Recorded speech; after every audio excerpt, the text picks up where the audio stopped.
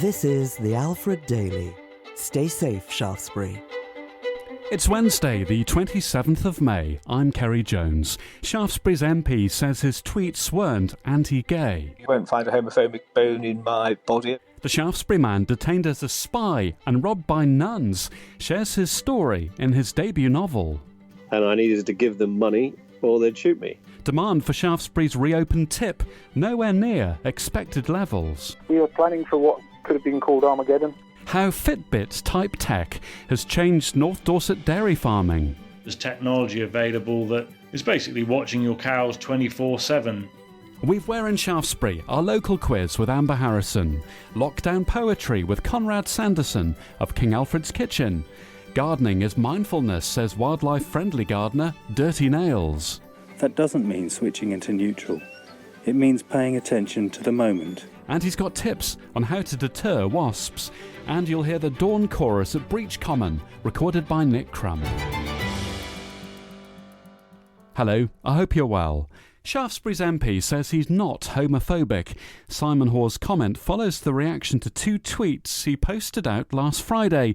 He took up a challenge to ruin a band's name by changing one letter. Mr Hoare altered Queen to queer and changed Bay City Rollers to Gay City Rollers. A local political website, Dorset Eye, then suggested the tweets were a slur on LGBTQ people, and they claimed that Twitter had removed the posts. Mr Hoare says that's not the case. No, I deleted them myself. They had certainly not been intended to cause any offence. Somebody pointed out that if they were misread, they might.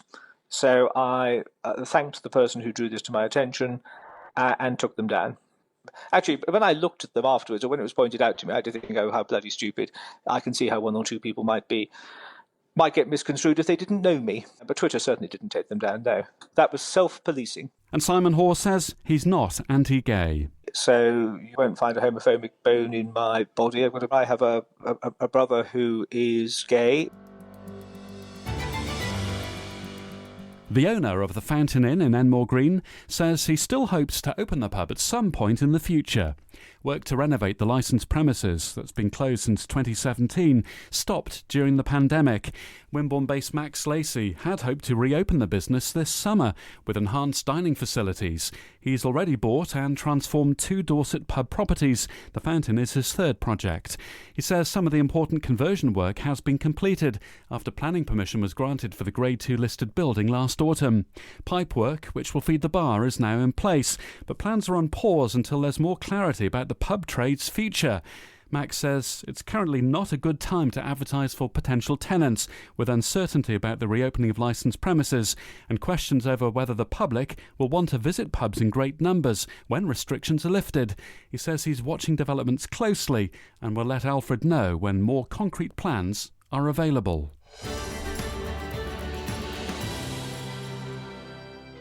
Dorset Council's highway repair team is a little bit greener. They're now using low-energy asphalts on resurfacing or on new construction projects like cycleways. The material is produced at around 40 degrees lower than the conventional methods, and the reduced heat means a 15% reduction in carbon emissions during the production process. Low-energy asphalt is widely used in France, but it's been less common here until now. Please keep away from Wareham Forest, beg Dorset and Wiltshire Fire and Rescue Service. They say there's no public access at this time while they're dealing with this devastating fire. Crew from Shaftesbury are still assisting. The fire service are also asking that you don't have campfires or barbecues in the open at the moment. It's been so long without rain, and that's something that Dirty Nails will touch upon in his gardening report very soon. It's tinder dry. A word of warning to make sure your property and outbuildings are secure. There have been various social media reports in the past 24 hours of people trying doors in the early hours of the morning, particularly around the 10 acres area. You might want to make sure that garages and sheds and car doors are secure. Yesterday we spoke about a string of painted stones brightening up the Reynolds Rise area in the shape of a snake, nicknamed Alan. Sadly, somebody has pinched some of the rocks the kids have decorated. This is the Alfred Daily. The Wincombe Household Recycling Centre, otherwise known as The Tip, is now open between 9 and 6, 7 days a week. It has been for a couple of weeks, but there are still restrictions in place. Nobody can help you with bulky items. You've got to manage yourself, and if you take passengers in your vehicle with you, they've got to stay inside unless they're assisting you with those bulky items. There could also be a bit of a queue getting on site. Ian Manley from Dorset Council says demand since the facility reopened hasn't been as heavy as staff had anticipated. Planning for what could have been called Armageddon, and I think perhaps some of the messages from government may have worked in our favour to an extent, where people were perhaps still cautious about going out and doing things. We saw people use the sites, but nowhere near toward the levels that we perhaps planned and anticipated. Probably up to 250 visits a day, under what we would have seasonally at this time. So, how many would you normally have? Normal May peak is about 400. Okay. 400 a day. Oh, it's quite down then. It is. The fine weather that we've been having has probably kept numbers relatively low, as people have perhaps chosen to go out and do other things. But for those people that have used the sites, they've been, everyone has used them well and has been observing social distancing really well, which we're really pleased about, and I'd really like to thank everyone for that. Part of the social distancing measure is that we've reduced the amount of cars that we take on. So I think for Shaftesbury that might only be 6 compared to 12 normally. So that's really knocked on to why we don't effectively serve as many people each day, because we've got less spaces, and also people who've been coming have got lots of stuff in their cars because they've been very busy over the lockdown period, gardening and doing various other clear out. Have you still got traffic management on site in Shaftesbury? There's a lot of pressure in the Shaftesbury area, particularly in the access to the Wincombe Business Park, and as things begin to pick up, businesses in the Wincombe Business Park as well, more people returning there. So there is traffic management still in place, actually.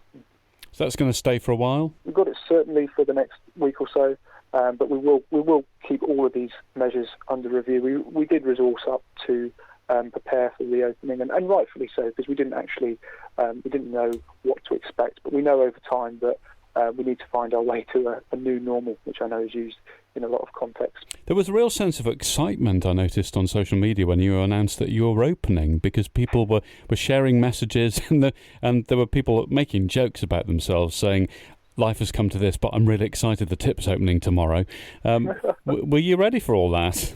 We anticipated people wanting to go, just purely because of how things have been concentrated. People have been in their homes, all those niggly little jobs that perhaps people want to get round to doing, maybe got a chance to do those, time to spend in the garden. So we knew that there was kind of a pent-up demand for the service. But it's really, really great to see those kind of comments, I think.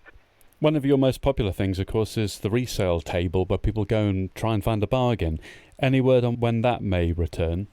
Haven't got a date on it yet, but I think it's probably in all of our interest that we're not handling other people's materials at this point in time until there's any kind of clear shift in guidance, contact, social distancing. Those areas will remain closed. This is the Alfred Daily. Stay safe, Shaftesbury. In a few minutes on the Alfred Daily, we'll hear again from David Kerswell with another insight into the world of farming, especially for people who have no understanding of agriculture, but who are curious about what goes on in the fields around Shaftesbury. And today, David's joined by dairy technology expert Justin Birch. First, though, Amber's here. Hello. Where in Shaftesbury would you find the site of Lord Arundel's townhouse? Now, to be fair, you'd have had to have been around in 1590 to spot it, but there is a plaque that marks where it stood. Think you know where it is? Keep listening and we'll tell you later in the programme if you've got it right. The butterfly conservation team in Dorset have been reporting sightings, and Motcombe Meadows has done particularly well over the last 48 hours, with 10 large skippers, 7 meadow browns, 5 small tortoise shells, and a peacock, small copper, small heath and speckled wood, all reported there in Motcombe. On Hambledon Hill, there have been 16 small heath sightings and a brimstone. Hello, my name's David Kerswell. Up until dissolution in 1994, the price the farmer received for milk was set by the Milk Marketing Board. The Milk Marketing Board had been formed in 1933 to stabilise the price of milk and to provide farmers with a level price for their milk. The last years have been a tough time for the dairy industry. The price of milk has yo-yoed, sometimes even falling below the cost of production. These again are difficult times for dairying. It also has to be said that these are also difficult times for lots of industries. The sale of liquid milk has been falling for a few years. No more concentrated adverts, campaigns. Most of us will remember, drink a pint of milk a day. We've also seen other products entering the marketplace, like soya milk. So when we have a look at where the dairy industry is going, I have with me Justin Birch, socially distanced of course. Justin, it has been said in the farming press that the industry will have an increasing labour shortage. Is this going to be a major problem? Yes, so I think probably one of the biggest changes in the dairy industry in particular over the past few years has been the rise in technology. Technology is being used now to milk cows, so robots are actually milking cows and harvesting the milk themselves. There's also a lot of technology that's being used to monitor cows, so whereby in the past you'd have had to stand and watch your herd of cows, there's technology available that is basically watching your cows 24/7. Things like, for example, Fitbits that would go on a cow, monitor the cow's steps, and from the data you get from that, you can get a good picture of the cow's health. Very often the technology that's being used now can alert you to health problems before you would actually see them in person.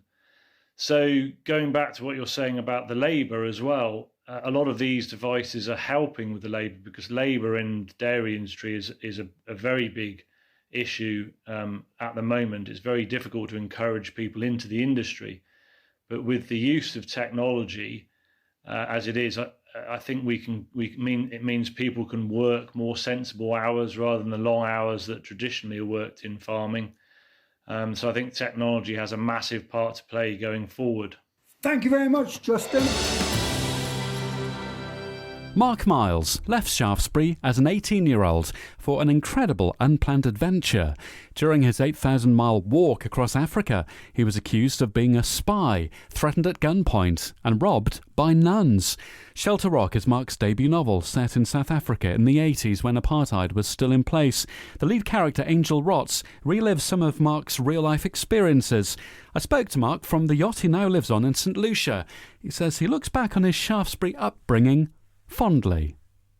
And the acid test, apparently, according to the tax man, is where you consider you're going to go to die. So, and I've always considered I'll end up back in Shaftesbury at some point. So, yes, very fond memories, and as I say, still friends in the area. You have written a book that's based on your real-life experiences, which I must admit sound rather dramatic.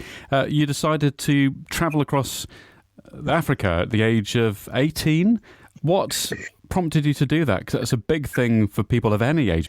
Yeah, it was a complete accident. It was fairly common then, probably still is, to have a year off after school. So I finished at Shaftesbury and went to stay with an auntie in Cape Town. I just ended up travelling and accidentally walking from Cape Town pretty much all the way to Cairo without any real plan other than a need to get home, really. You're 18, you feel you're invincible, right? The things that happened to you on your journey, your 8,000-mile trip across Africa, do read like something out of a piece of fiction. You were arrested for spying.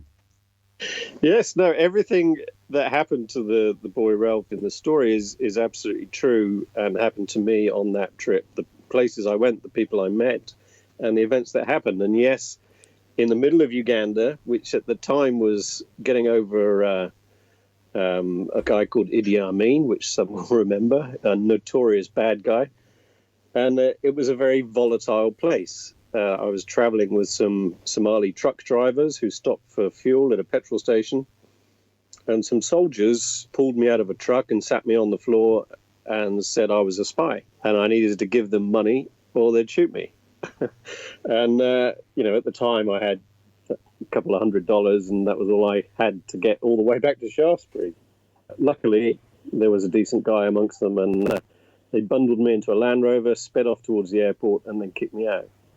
But I could have been dead in a ditch and nobody would have known. I was on my own. I was 18. Parents back home in Shaftesbury, they had no idea where I was. I mean, this was a time pre-mobile phones. And your parents knew you were in Africa, of course. They didn't think you'd nip down for a night out in Gillingham or anything, did they? Yeah. No, they'd set me up to go and stay with my cousin. And when I disappeared from her house, obviously they were a little nervous. And in the end, I did manage to get a telegram to them from somewhere in Sudan, and they called an embassy somewhere. Another of the experiences you recount through your book is being robbed by nuns. Now, you don't expect that to happen, do you?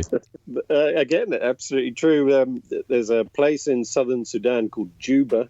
It's a little different now than it was back then, but it happened to be the place where I started getting quite sick with hepatitis and a thing called a jigger worm that was eating from inside of my toe, trying to get out. So I went to a local nunnery. It seemed the logical place to go to get help. They took me in and looked after me, but while I was basically comatose with hepatitis, they stole my money, left it fairly difficult for the rest of the trip. So yes, thieving nuns in the Sudan, you've got to watch out for them. You've incorporated these stories into a book. Is this the first novel you've written? It's the first completed novel. It's a spy thriller, obviously set in Africa in the 80s. But it's not the first writing I've done. I've been writing for a long time, mostly book reviews and yacht test reports for sailing magazines. Which are very different, aren't they? I mean, that's a factual thing. So did you find it a challenge? It was fantastic fun. It's quite a long book. It's 120,000 words, and it probably took 8 months to write it and then 3 or 4 years to turn it into something readable. I've had plenty of time sitting on the boat to do nothing else and sit and write. Was there anything in school which inspired you to write? Did you have an inspiring English teacher? I was pretty lousy in it, but he was a very inspiring teacher, and I'm sure plenty of people in the town will remember. Peter Rolfe was fantastic. He was... I struggled with my A-level English, and I'm sure he'd be laughing now if he heard this. He was an inspiration to me and probably many others. Your central character is South African and is black. You're not South African, you're not black. So how much of a challenge was it writing from that person's perspective? Yeah, that's an interesting question. Anybody who pretends that they're able to write has to be able to empathise. And doing a lot of research on the background of the area and that at that time, it didn't come naturally, but it wasn't impossible to put yourself into the imaginary mind of this character. Again, it's also based on truth. The best spy working for the apartheid-era South African government was a black Swazi, so he really existed. The name in the book wasn't his real name. There was a character like him. You live in the Caribbean. We can hear the tweeting birds of St. Lucia in the background as we chat here. It's a lot of work writing a book, hunched over a keyboard. Why are you doing it? Do you need to do this? I work on a yacht in the Caribbean. We take people around the Caribbean, usually for a week for a charter. And a lot of the guests come with teenage kids, a lot from America, 80% are from the US. And they were always intrigued by the stories that I told during the week about my time in Africa. And their encouragement inspired me to complete the book, which, as you say, took 4 years and was hard work. They almost didn't believe that it could have been possible. So I think I wrote it for them to show them what it was about then in the 80s. And also, they'd obviously heard the word apartheid alongside the word Mandela. Teenagers, particularly from the States, didn't know the pillars that supported this system in South Africa at the time. And I thought it was important to remind them and others how things can, hopefully won't, but could go back to a similar situation if we forgot. So there's a lot of substance behind this. I know you've talked about your personal experiences, but this isn't just a throwaway beach read. There's a lesson to be learned from some of this text. I would like to think so, and we're in an age where there's a a slight drift towards right-wing politics, and I think we do need to remind ourselves where it can end up. Now, they say you should always write about what you know. Well, you have, haven't you? You've written about some personal experiences here. So with that in mind, have you, if you like, exhausted your supply? Is there another book in you, or have you said everything that you can say in Shelter Rock?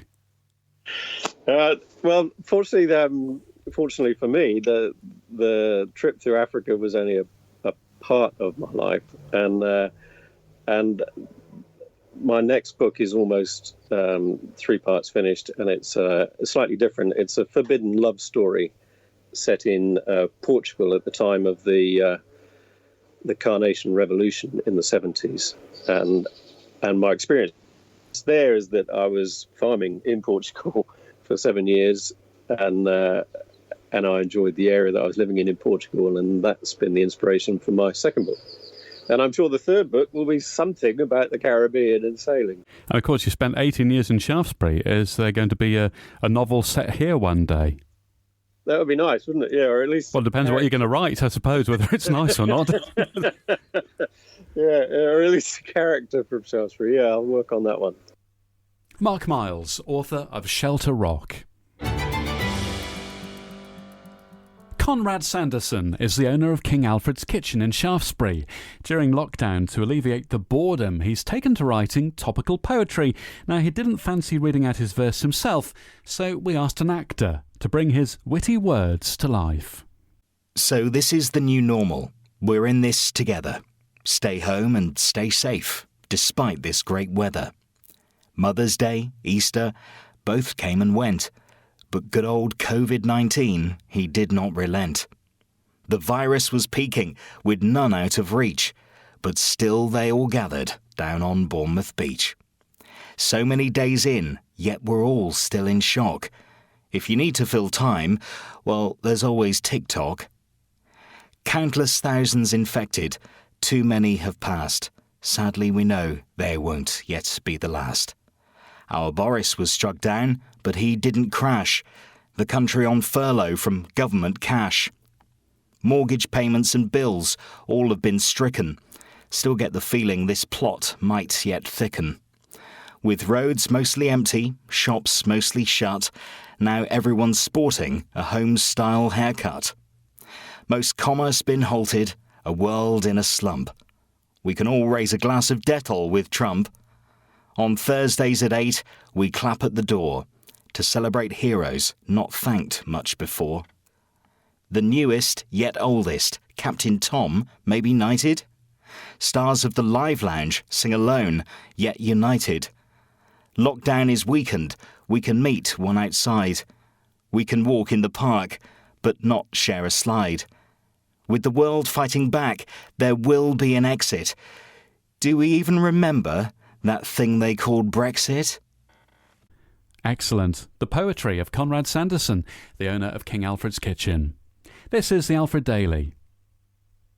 Earlier in the show, we asked you about the site of Lord Arundel's townhouse. Well, you'll find the blue plaque that we were looking for on the side of the Shaftesbury Chiropractic Clinic on Bimport.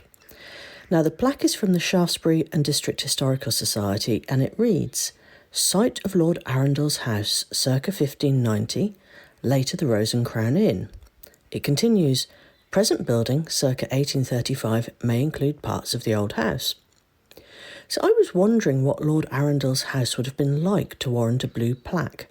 So I turned to A History of the Ancient Town of Shaftesbury by T. Adams, published in 1809. Here's what the book had to say on the topic. Tradition says that a gentleman of the name of Arundel, in the beginning of Queen Elizabeth's reign, bought a large house in the town for himself, out of the abbey materials, as no doubt were several others in this and other parts of the town. This seems to have been the same which Mr. Coker speaks of when he says, The greatest ornament of the town is a fair turreted house of the Lord Arundel of Wardour, which, as it were shrouded under the high walls of the dwelling of growth, a very worthy gentleman. Well, it sounds like it must have been a spectacular building. Now, I was also intrigued when I looked at the front of the book to see that there were a list of subscribers. One was a Mr. Woodman with his address at the Bank of England, while another was General Rochambeau. There's probably a whole other story linked to these names, but that's for another time and someone much more versed in history than me. See you next time on We're in Shaftesbury. There's still no word as to when Lidl will open their new store on the former cattle market site off Christie's Lane. We emailed their press team a couple of weeks ago and they didn't get back to us. So we emailed again yesterday. Glenda did get back and told us they're still working on plans and they can't confirm the opening dates. One of her colleagues, Victoria, I feel like I'm on first name terms, had told us previously, before planning permission was granted, that it takes around 10 months to open a Lidl store.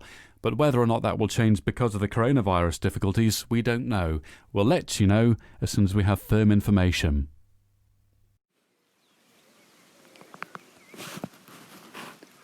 Welcome to Gardening with Dirty Nails. First off, a big thanks to staff at the Town Hall and the Shaftesbury Town Council grounds team. Last week, late one afternoon, a tap on St James allotments came off and water was gushing out. It was after office hours, but I phoned the Town Hall, got redirected and was able to report the problem. Later on I went down for an evening shift. The leak had already been sorted and the next day the tap arrangement was properly fixed. To be fair, I wasn't the first allotment holder to break the tap, but I was in a hurry and probably a bit heavy-handed when clicking in the hose attachments. So I'm grateful to all concerned. Efficient, discreet, professional. Just as it should be. One of the most important functions on my mobile phone is the alarm. If I'm popping out to do some gardening and have made an arrangement with Mrs Nails to meet up in, say, an hour and a half to sit down and have a cup of tea, it upsets me to be later than intended because I don't like being a poor timekeeper. But it does happen. There's no such thing as a 5-minute job, and all those 5 minutes add up. You get distracted, things need doing. You think, I'll just do this, I'll just do that. Before you know it, you're running late, but you don't want to rush because that's when accidents happen and things can go wrong, like taps coming off in your hand. So, I set the alarm on my phone for 15 minutes before I'm due, which allows time to finish, gather up bits and pieces, and walk home. Gardening at its best is an exercise in mindfulness. That doesn't mean switching into neutral.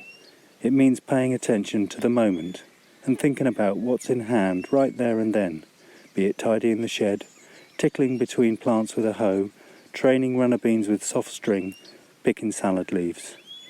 Which is why time can run away. Setting an alarm at the beginning of a sesh allows me to relax into the zone straight away. The zone is where I'm happiest and most productive.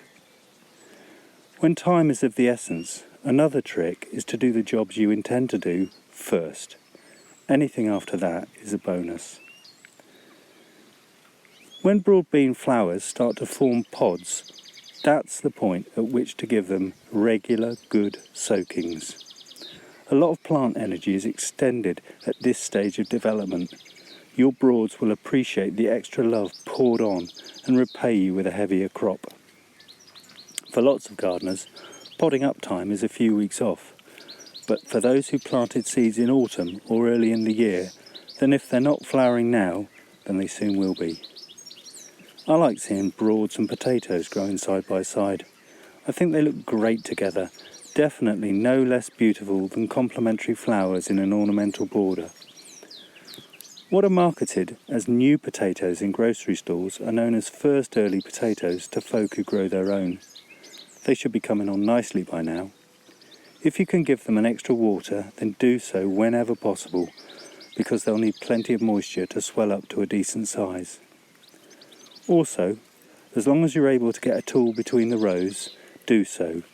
Use a rake or swan-necked hoe to draw soil up into ridges that almost cover the foliage. This not only takes care of most of the weeding, but also encourages production of more tubulars up the stem. Most importantly, earthing up prevents sunlight getting to any spuds which are forming near the surface. You'll know if this has happened because your potatoes will start going green. Green potatoes are mildly poisonous, so cut off any dodgy bits, or if you're unsure, just don't eat them. Richard in London has dodgy looking cabbages. He pinged me a picky on Messenger and I followed a hunch to page 146 of the Royal Horticultural Society Book of Pests and Diseases. This confirmed the problem to be cabbage mealy aphids. Then I looked up cabbage mealy aphid on the Royal Horticultural website and sent a link back.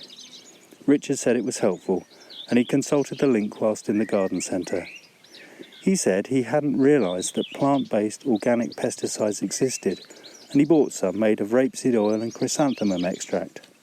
Apparently, he sprayed about 4 litres of the stuff all over his cabbages and also brought some chrysanthemums to plant amongst them in the wishful hope that this will also help to keep off the bugs. One of our favourite fields has been flattened and drained. It's still a great place to go, and luckily there's a footpath through it. But it's not the same. It's not boggy and rough anymore. The pond has gone, and so have the young self-sown oak trees. Now our favourite field is less of a wilderness, more like a field used for growing grass to feed sheep. If you've discovered wasps building a nest in your shed, then you'll likely be scratching your head. The nest will be a marvel, made from wood which is chewed into a pulp and then reformed by the wasps into a paper flask hanging from the ceiling. Many people automatically call pest control or buy a can of foaming insecticide goo. But please think first. Can you possibly tolerate them? And consider why. Because all those wasps want to do for the next nearly 3 months is hunt amongst your cabbages and other crops for caterpillars and grubs to feed their own next generation on fresh insect meat. Whatever, go online and look up something called a waspinator. These are dummy wasp nests which you place wherever you don't want a real nest to be built. Waspinator works on the fact that wasps never nest in the same place consecutively. Get a pencil and paper ready. I'll give you details at the end. Cow parsley along Park Walk, from below the War Memorial to the top of Stony, has been a lockdown consequence highlight for loads of people. It's been a sensation for wildlife and beautiful to boot, but now it's on the turn. When cow parsley starts conceding to the tide of time and giving way to grasses, sticky buds, hogweed and nettles, it doesn't look so clean and fresh. Unsightly, some would say, and in need of a tidy up. Stingers are much maligned, but some spectacular and once common butterflies are dependent on nettlebed nurseries during their caterpillar stages and before they emerge as these visions of beauty before our eyes. If we value our aristocratic butterflies, then understanding and accepting the presence of their food plants is all part of it. So what happened? Did I blink? The rain. I'm talking about the rain that was supposed to be coming at the weekend. Virtually no rain for weeks on end isn't sustainable. Hot sunny weather is great, but cracks in the ground are getting wider, and this has consequences. Where are the badgers who lived in the huge set below Pine Walk? Gordon in Tanyard Lane told me last week that they visited his garden nightly for years, until recently. I've not seen one in town for ages either, and we've not heard them for a while, at night on the hangings. What I do know is that dry spring weather leads to starvation for many badgers, because just at the time they give birth to cubs, they struggle to find their staple food source, earthworms. Hard work, isn't it? Growing food without rain. And breathe. Thanks for listening. Enjoy what you can while you can, and remember, time spent in the garden is never wasted. Garden supplies in Shaftesbury can be sourced from the potting shed in Swan's Yard off the High Street. Get seeds from bargains on the High Street. Plant World between Gillingham and Milton-on-Stour is open Monday to Saturday, 9 to 5:30, and Sunday from 10 till 4. Learn more about wasps and the Waspinator online at waspinator.co.uk. To see some of the things we've talked about, visit @GardeningWithDirtyNails on Facebook. Contact me with your gardening and wildlife news there or here via Alfred. And that's today's Alfred Daily. We'll bring you the sound of dawn yesterday as recorded at Breach Common by Nick Crump, I'll bid you farewell, and I'll talk to you tomorrow on the Alfred Daily. Thanks for listening.